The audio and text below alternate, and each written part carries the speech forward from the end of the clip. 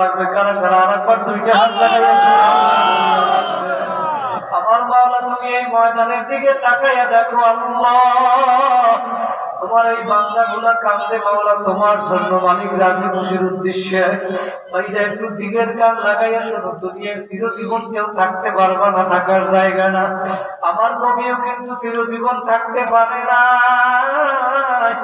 যেই নবীর সারা জীবন কান্না ছিল আপনার আমার জন্য, কথা বলেন ঠিক কি উম্মতের জন্য সারা জীবন নবীর চোখে পানি ছিল সব উম্মতের জন্য।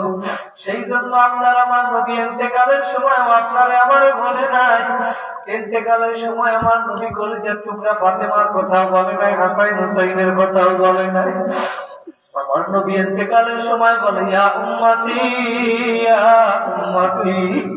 যেই দিন আমার নবীর ইন্তেকাল হবে, যেই দিন দুনিয়া থেকে আমার নবী বিদায় হইয়া যাবে, ওই দিন নবীর ঘরের দরজায় এসে মালাকুল মউত যখন আঘাত করলো, তখন ভিতর থেকে হযরত ফাতেমা রাদিয়াল্লাহু তাআলা দরজা না খুলে বলে, দরজার বাহিরে কে? তুমি কেন আসছো? আমার বাবা বুকের ব্যথায় অসুস্থ, তোমার কি প্রয়োজন আমার কাছে বলো, আমি বাবার কাছে বলবো। দরজার বাহিরে কে? ফাতেমা তো জানে না। দরজার বাহিরে মালাকুল মউত ডাক দিয়া বলে, ফাতেমা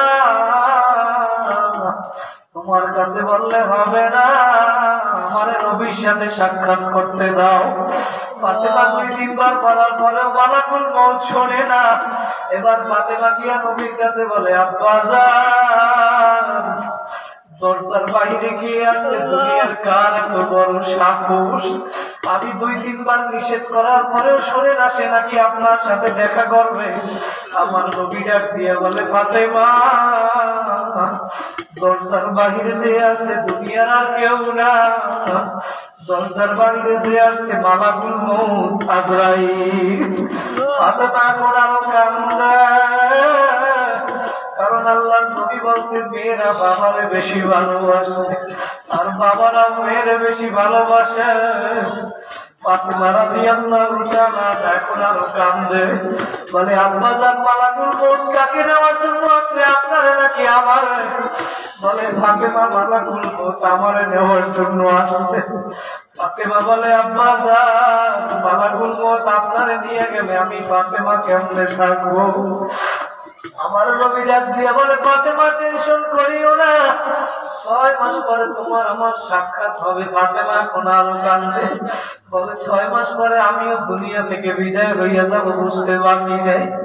ফাতেমা রাদিয়াল্লাহু তাআলা যেদিন দুনিয়া থেকে বিদায় হবে, আমার রাজাপুরের পুরো ঘরের বাইরে আমার যুবক ভাইরা, আমার মুরব্বী বাবারা, পর্দার আড়ালের মা বোনেরা দিনের গান লাগাইয়া শোনো। আমার নবী যেই তার মেয়ে কলিজার টুকরা ফাতেমাকে বলছিল, ইয়া ফাতেমা তো আনকিদি নাফসাকি মিনাল্লাহ, ও ফাতেমা কবরে গিয়ে আমি পয়গম্বরের পরিচয় দিয়া নাজাত পাইবা না, তুমি নিজের আমল নিজে করিয়া দাও। আল্লাহ নবী যদি তার মেয়েকে এই নসিহত করতে পারে, সাহাবায়ে কেরাম যদি জান্নাতের সার্টিফিকেট পাওয়ার পরেও দেখের পাগল হইতে পারে, আল্লাহ নবীর স্ত্রী হইয়া যদি কবরের আযাবের ভয় কান্দে, আমিরুল মুমিনিন হযরত ওমর ফারুক রাদিয়াল্লাহু তাআলা অর্ধেক দুনিয়ার রাজা, বাংলাদেশের মতো 200 রাষ্ট্রের রাজা, তারপরেও কাঁদতে কাঁদতে কবরের আযাবের ভয় কান্না করতে করতে গালের ভিতরে 2টা কালো দাগ পড়াইয়া বলছিল। সাথীরা বলছিল, আমিরুল মুমিনিন কালো দাগ ভালো দেখা যায় না। ওমর ডাক দিয়া বলছিল, সাথীরা আমার মাওলা যদি কিয়ামতের দিন ধরে, ওমর আমার দরবারে তুমি কি নিয়ে আসছো? আমি তখন কি জবাব দিব? আমার তখন নামাজও নাই, রোজাও নাই, যা আছে করুটি। আমি তখন মাওলার কাছে বলবো, দয়ার মালিক আমি তোমার আযাবের ভয় কান্না করতে করতে গালের ভিতরে 2টা কালো দাগ পরাইয়া দিয়ে আসছি।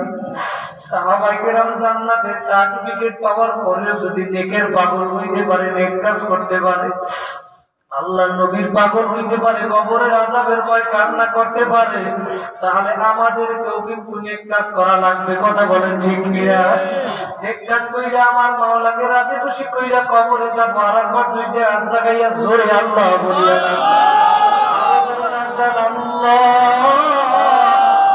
আমার মাওলা ডাক দিয়া বলে, বান্দা বান্দিরা আমি তোদেরকে বড় আদর করিয়া বানাইছি, তোরা আমি মাওলারে ডাকবি, জীবিত অবস্থায় মরার পরে শত শত বছর থাকলেও আমি মাওলা ডাকে সারা দিব। ফাতেমা রাদিয়াল্লাহু তাআলা যেদিন দুনিয়া থেকে বিদায় হবে, মালাকুল মউত ওই দিন রাত্রিবেলা আইসা ফাতেমার ঘরে আইসা ফাতেমার স্বপ্ন দেখাইছে। ফাতেমা রাদিয়াল্লাহু তাআলা ওই দিন রাত্রে স্বপ্ন দেখে আল্লাহর নবী ফাতেমার ঘরে আসছে। আইসা অন্ধকারের ভিতরে কি যেন খোঁজ করে, কি যেন খোঁজ করে। ফাতেমা ডাক দিয়া বলে, আব্বা জান আপনি কি খোঁজ করেন? আল্লাহর নবী বলে, ফাতেমা আমি অন্ধকারের ভিতরে আমি তোমারে খোঁজ করি, তোমারে আমি নিতে আসছি। আল্লাহর নবী বলে, ফাতেমা তুমি আজকে সাহারি করবা দুনিয়া আর ইফতারি করবা আমার সাথে জান্নাতে। ফাতেমা আর বুঝতে বাকি নেই, আজকে আমি দুনিয়া থেকে বিদায় হইয়া যাব। আল্লাহু আকবার। ফজরের নামাজ পড়ে এসে আলী রাদিয়াল্লাহু তাআলা প্রতিদিন ফাতেমাকে জায়নামাজে দেখতে পায়। আজকে ফজরের নামাজ পড়ে এসে দেখে আলী ফাতেমার জায়নামাজে দেখে না। ডাক দিয়ে বলে, ফাতেমা তোমারে আমি প্রতিদিন জায়নামাজে পাই, আজকে কেন পাইলাম না? বলে, আলী আমার আজকে রাত্রবেলা আমার আব্বাই স্বপ্ন দেখাইয়া গেছে, ওই স্বপ্ন দেখিয়া বুঝছি আমি আজকে দুনিয়া থেকে বিদায় হইয়া যাব।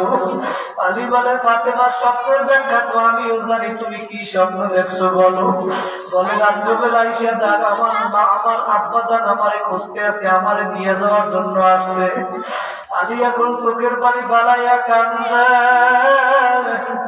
ফাতেমা ডাক দিয়া বলে, আলী আপনি আমার বুকের উপরে হাত রাইখে একটু দোয়া কইরা দেন, আমার মৃত্যুর যন্ত্রণা শুরু হইয়া গেছে। আর কলিজার টুকরে হাসাইন হুসাইনের ডাক দিছে পাশে। এই অবস্থা দেখে হাসাইন হুসাইন এখন কান্দে, আলীও কান্দে, ফাতেমাও কান্দে। ফাতেমা বলে, আমি এতদিন আপনার খেদমত করতে পারি না, আপনি আমারে মাফ করিয়া দিলেন, আমার বুকে হাত রাইখে একটু দোয়া কইরা দেন। এখন আলীও কান্দে, ফাতেমাও কান্দে, হাসাইন হুসাইনও কান্দে। হাসাইন হুসাইনের নানাও নাই, এখন যদি মাও চইলা যায় হাসাইন হুসাইন বড় এদিক হইয়া যাবে। যার মা বাবা নাই সে জানে মা বাবা কি জিনিস। ওই মা বাবার ছিল দুনিয়ার সুসন্তান, এই মাহফিল শেষ করিয়া অনেকে বাড়িতে গিয়া মাকে মা বলিয়া ডাক দিবা, কেউ বাবারে বাবা বলিয়া ডাক দিবার সন্তান। আর ওই মজলিসে এমন হতভাগা আছে যার মাও নাই বাবাও নাই। আল্লাহ আকবার। ওই মসজিদের পাশে কবরস্থানে ঘুমায়া রইছে। দুনিয়ার এক প্রান্ত থেকে অন্য প্রান্তে 1 সেকেন্ডের ভিতরে খবর নেওয়া যায়, কিন্তু ওই বাড়ির দরজায় আব্বা আম্মাতে 10 বছর 20 বছর ঘুমাইয়া রইল।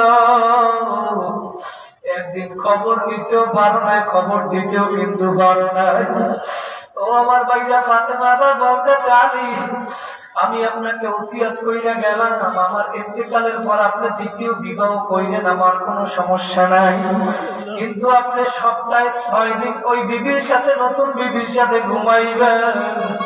শনি রবি সোম মঙ্গল বুধ বৃহস্পতিবার আর শুক্রবার দিন আমার কলিজার টুকরা হাসাইন হুসাইনের সাথে ঘুমাইবে। কারণ হাসাইন হুসাইনের নানাও নাই মাও নাই।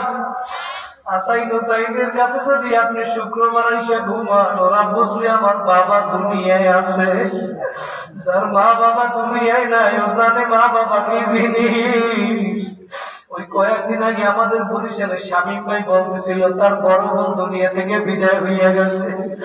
বলে, হুজুর আমার বড় বোন বিদায় হইয়া গেছে, ওর ছোট একটা বাচ্চা রাইখা গেছে। বাচ্চাটা রাত্রবেলা আর খালাম্মার কাছে ঘুমায়, কিন্তু ঘুমের ভিতরে রাত্রবেলা চিল্লাইয়া ওঠে, মামা কইরে চিল্লাইয়া ওঠে। ঘুমের ভিতরে ডাক দিয়া বলে, খালাম্মা আমার আম্মাই কোথায়? ওর মনে আর মানে না। শামীম ভাই বলে, হুজুর আমি একটা নতুন জামা কিনিয়া দিছি। ও জামাটা পাইয়া বলতে আছে, মামা আমি এই জামাটা গায়ে দিয়ে প্রথম আমার মায়ের আমি দেখাবো। শামীম ভাই চোখের পানি বাড়াইয়া বলে, হুজুর হতে বোঝে না, ওরে আমি জামাটা গায়ে দেওয়াইয়া ওর মায়ের কবরের পাশে আর নিয়ে গেছি। ও জামাটা গায়ে দিয়ে ওর মায়ের কবরের পাশে ঘোরে আর ডাক দিয়ে বলে, মা তুমি তাকাইয়া দেখো, আমি নতুন জামা পরছি, তুমি একটু দেখো। স্বামী বেয়ামগুলোকে বলছে, বলে হুজুর ও ভোরে আর কান্না করে, ওর কান্না দেখে আমারও তো বোন, আমারও চোখে পানি চলে আসছে। তাইলে কার মা নাই, কার বাবা নাই, 2 ফোঁটা চোখের পানি ফালাও। দুনিয়ায় চিরজীবন কেউ থাকতে পারবে না, তুমিও পারবা না, আমিও পারবো না।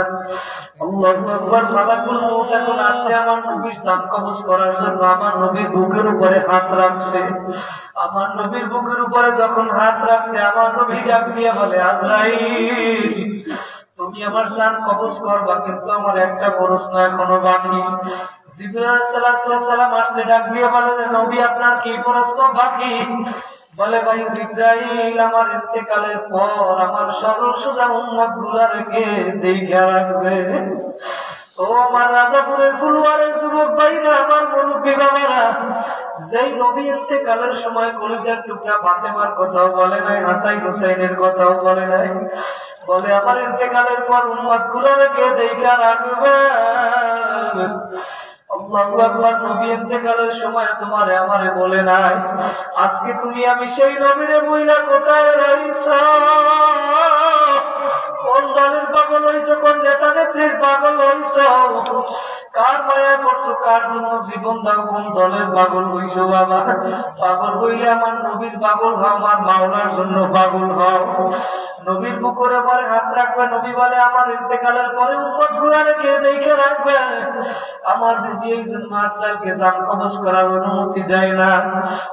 এবার জিবরাইল গিয়ে আল্লাহর কাছে বলে, দয়ার মালিক, আপনার বন্ধু অনুমতি দেয় না, তার আসার পরে উম্মত গুলা রেখে দেখে রাখবে। এই জন্য আমার মাওলা তো সাবাকাত রাহমাতি আলা গযবি, আমার মাওলার রহমত রাগের থেকে প্রাধান্য পাইয়া যায়।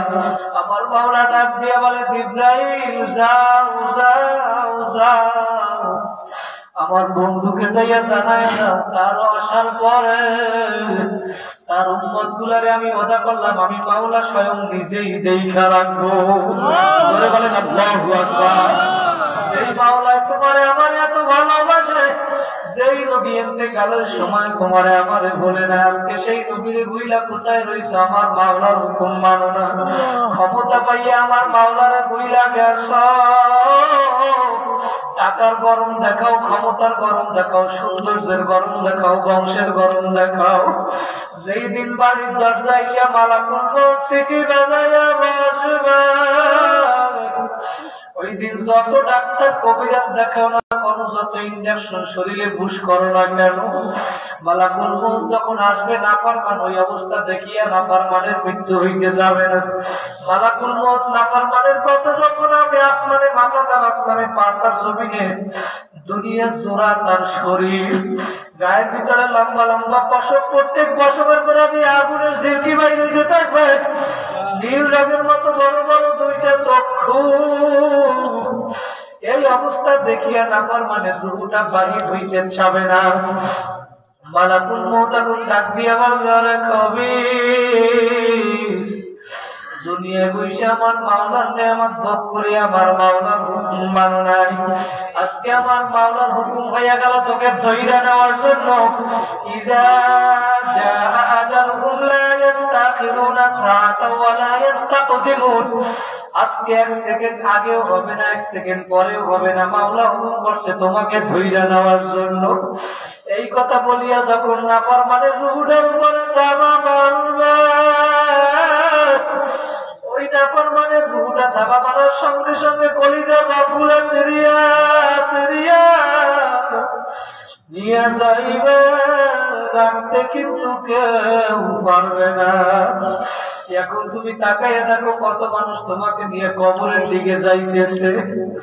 এখন তোমার কবরে যাওয়ার পরে কি অবস্থা হবে? নাফরমান যখন কবরে যাবে, দেখবে ডানে মাটি, বামে মাটি, সামনে পিছনে মাটি।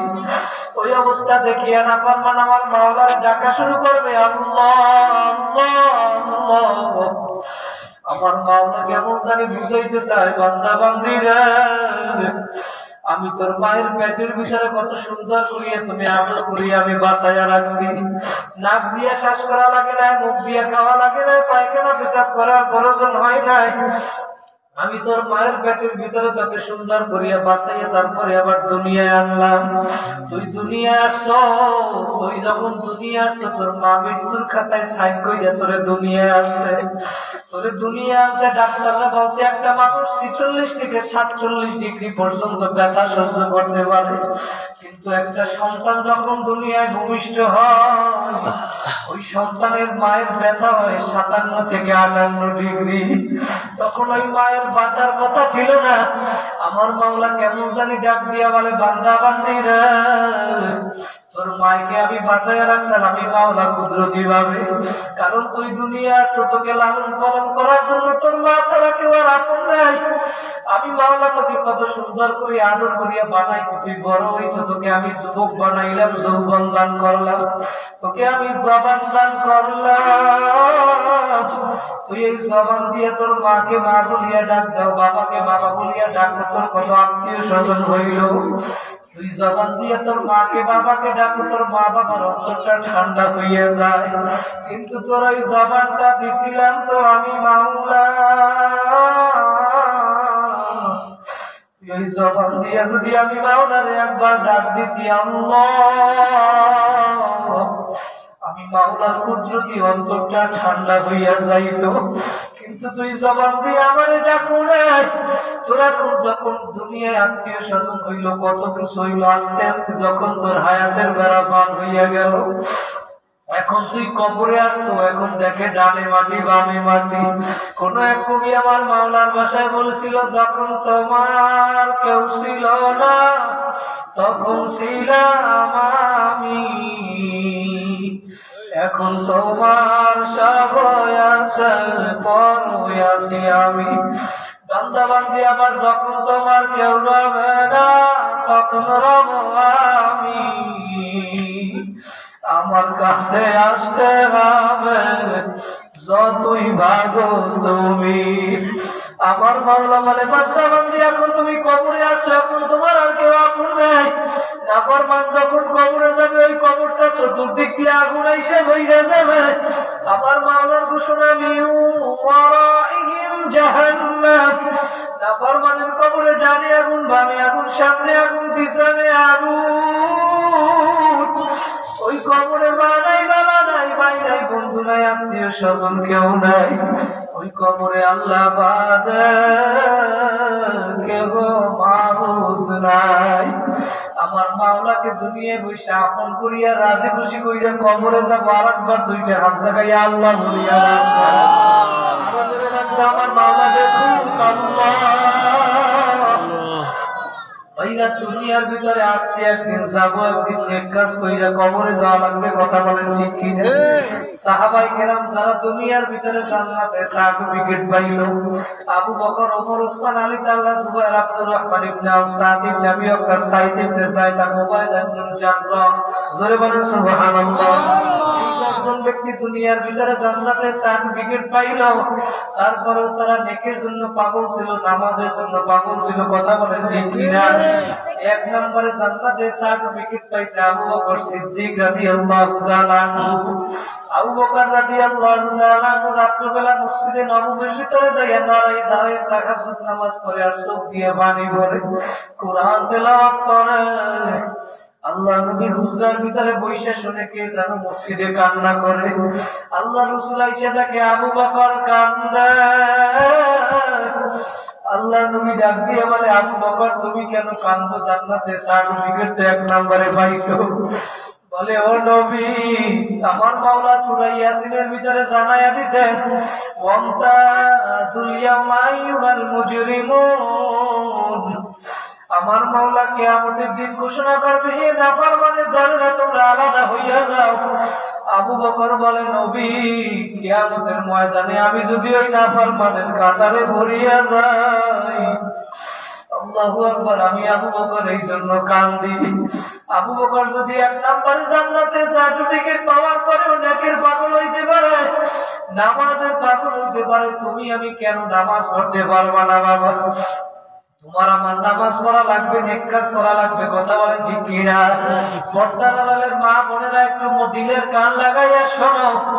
আল্লাহু আকবার। দুনিয়ার ভিতরে আসলো একদিন, যাবা একদিন। আজকে এই মাহফিল জীবনের শেষ মাহফিল মনে করিয়া এই ময়দানে যদি 2 ফোঁটা চোখের পানি ফালাইতে পারো, তুমি 2 ফোঁটা চোখের পানি ফালাইয়া আমার মাওলার কাছে যদি আজকে তওবার মতো তওবা করতে পারো, আমার মাওলা 19 নাম্বার পারা 5 নাম্বার পৃষ্ঠায় জানায় দেয়, বান্দা বান্দি তুই তওবার মতো তওবা করতে দেরি, আমি মাওলা তোর জীবনের সব গুনাহ খাতাগুলি মাফ করতে দেরি করব না। আমার মাওলা বলে আমি তোমাদের জীবনের গুনাহ খাতাগুলি মাফ করব, শুধু তাই নয়, ফাউলাইকা ইউবাদদিলুল্লাহু সাইয়্যাতিহিম হাসানাত, আমি তোমাদের গুনাহগুলোর সব নেকের দ্বারা পরিবর্তন করিয়া দিব। জোরে বলেন সুবহানাল্লাহ।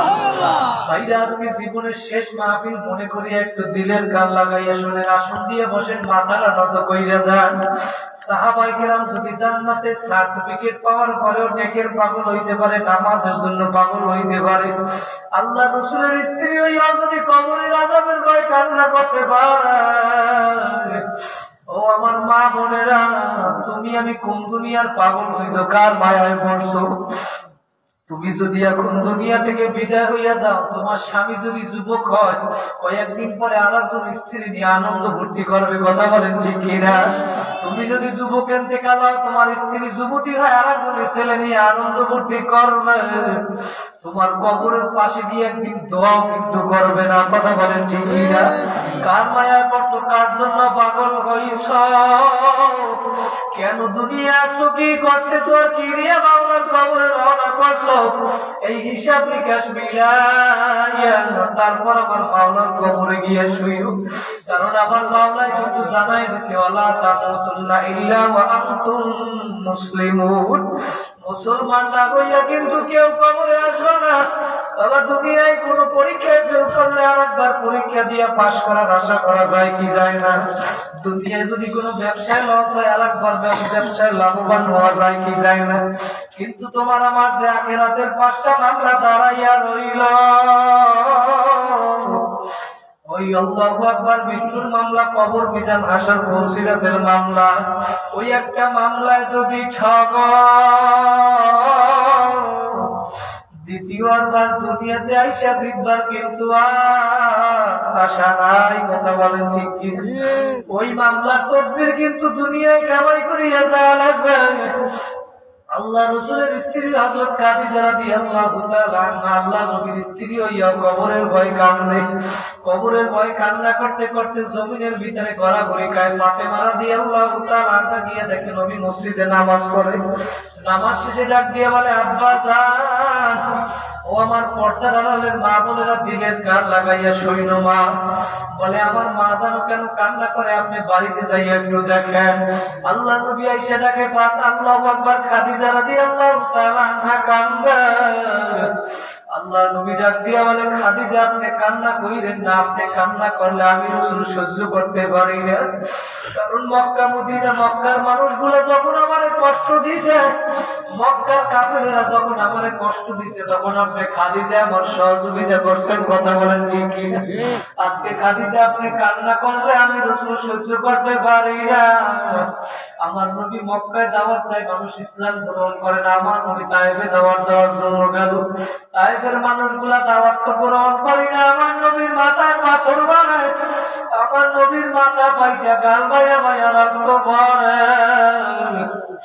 আমার নবীর রক্ত যখন গাল ভাইয়া পড়ে, আসমান জমিন ভারাক্রান্ত হইয়া গেছে, ফেরেশতারা পর্যন্ত কান্না শুরু করিয়া দিয়েছে। আমার মাওলার আরশের মধ্যে জোশ মারিয়া বাড়াইছে।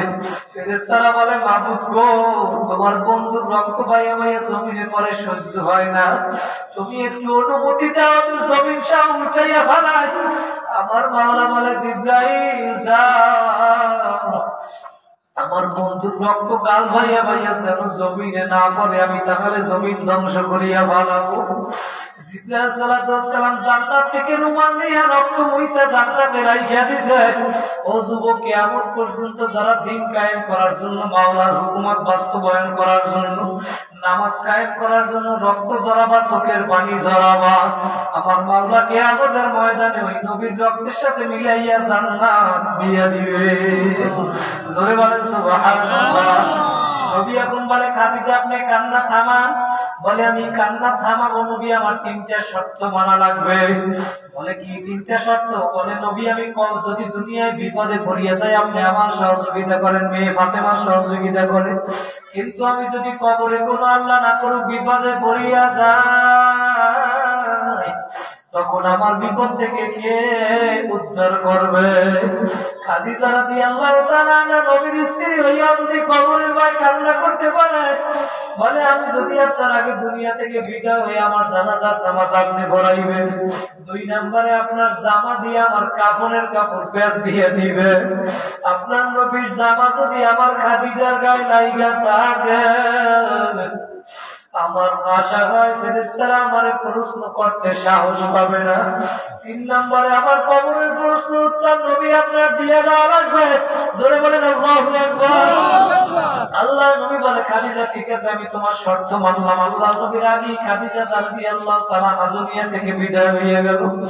আল্লাহ নবী তার গোসল করাইয়া নিজের জামা দিয়া কাপড়ের কাপড় পরাইলাম, জানাজার নামাজ পড়াইয়া মাটি দিয়া সাহাবায়ে কেরাম যার যার বাড়ি শেষ হইয়া যায়।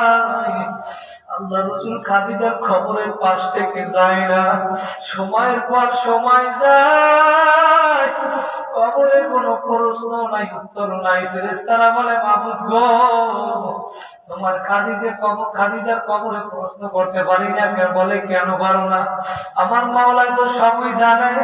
বলে, আপনার বন্ধু কবরের পাশে দাঁড়ায় রয়েছে খাদিজার কবরের উত্তর দেওয়ার জন্য প্রশ্নের। আমার মাওলা তখন ডাক দিয়া বলে, ও হাবিব গো, আপনি আমার খাদিজার কবরের পাশে কেন অপেক্ষা করেন? আমার নবী ডাক দিয়া বলে, দয়ার মালিক, আমি খাদিজার কবরের প্রশ্নের উত্তর দেওয়ার জন্য দাঁড়াইয়া রয়েছি। আমার মাওলায় ডাক দিয়া বলে, বন্ধু লাগবে না, লাগবে না, খাদিজার কবরের প্রশ্নের উত্তর আপনার দেওয়া লাগবে না, খাদিজার দেওয়া লাগবে না, খাদিজার কবরের প্রশ্নের উত্তর ফেরেশতাদের দেওয়া লাগবে না, খাদিজার কবরের প্রশ্নের উত্তর আমি মাওলা নিজেই দিয়া দিলাম। ও আমার পর্দার আমাদের মা বোনেরা, আমি যেটা বুঝাতে চাইলাম, আল্লাহ নবীর স্ত্রী হইয়া যদি কবরের আযাবের ভয় কান্না করতে পারে, সাহাবায়ে কেরাম জান্নাতের সার্টিফিকেট পাওয়ার পরেও যদি কবরের আযাবের ভয় কান্না করতে পারে, চোখের পানি ফালাইতে পারে, তোমার আমার চোখে আজকে পানি নাই, গুনার কারণে আজকে দিল শক্ত হইয়া গেছে, চোখে পানি নাই, তোমার আমার দিলটা কি পাথরের চেয়েও শক্ত হইয়া গেল। পাথরও কিন্তু আমার মাওলার ভয় কান্দে, কারণ পাথর কিন্তু জানে ভাইয়া দুনিয়ার ভিতরে আগুন জ্বালানোর জন্য লাকড়ির প্রয়োজন হয়, গ্যাসের প্রয়োজন হয়। দুনিয়ায় যদি আগুন লাগে যেরকম পানি জ্বালানো যায় না, তোমার আমার গুনার কারণে জাহান্নামের যে আগুন জ্বলছে,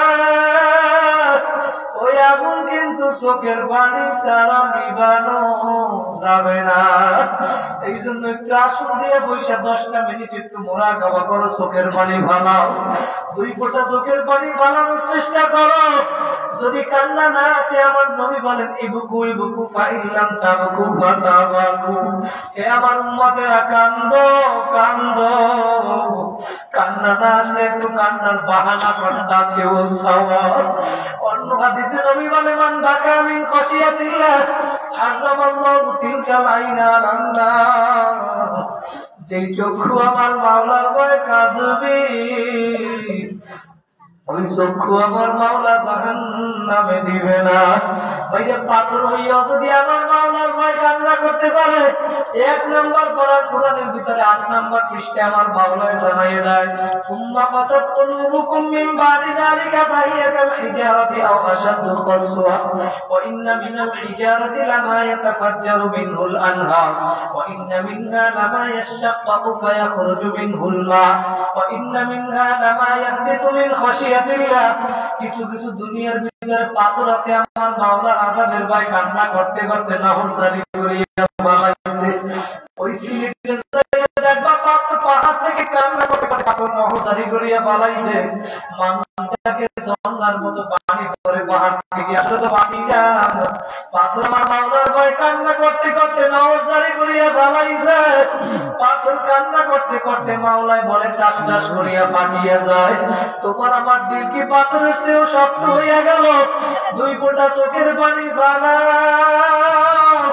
তার মা নাই বাবা নাই, মা বাবার কথা হইয়া স্মরণ কইরা কইল 2 ফোঁটা চোখের পানি বানাও।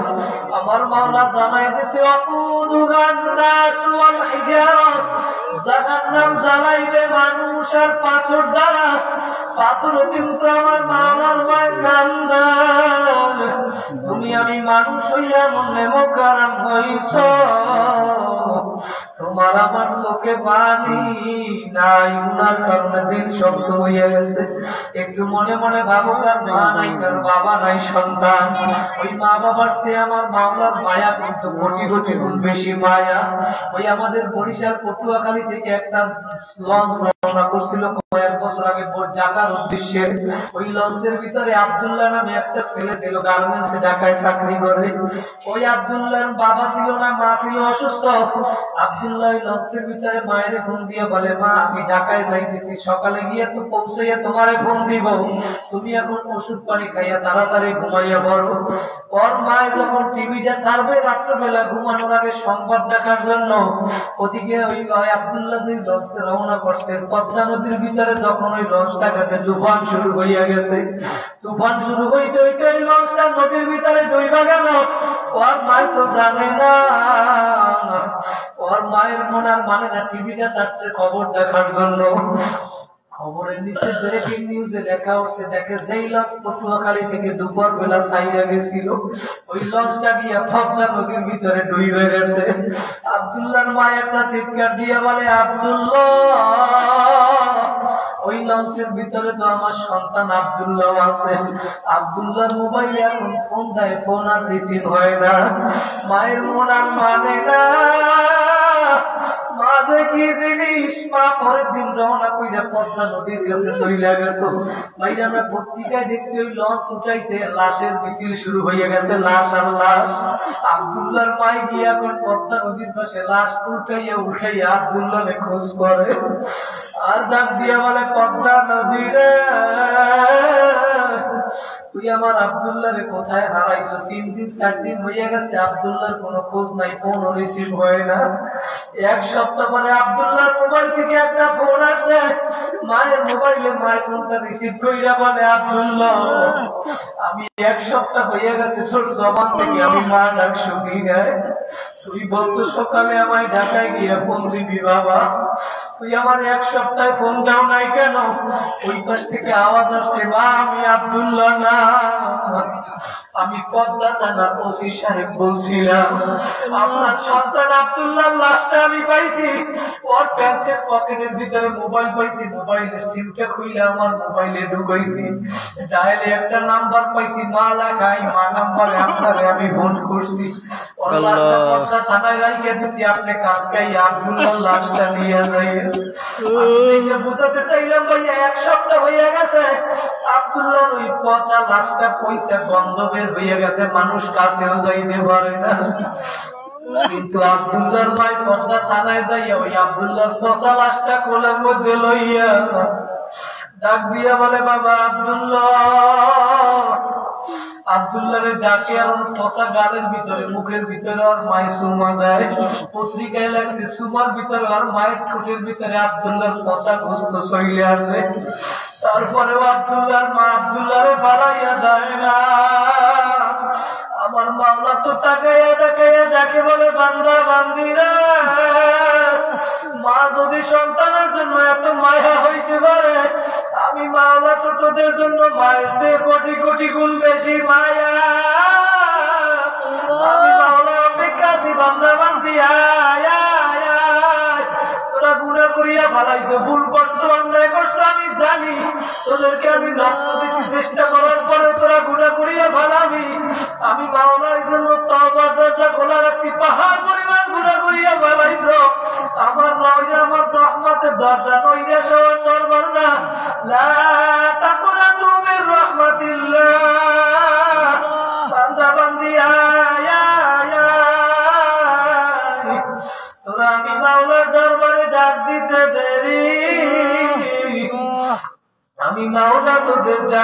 ছাড়া দিতে কবুল করতে দেরি করব না।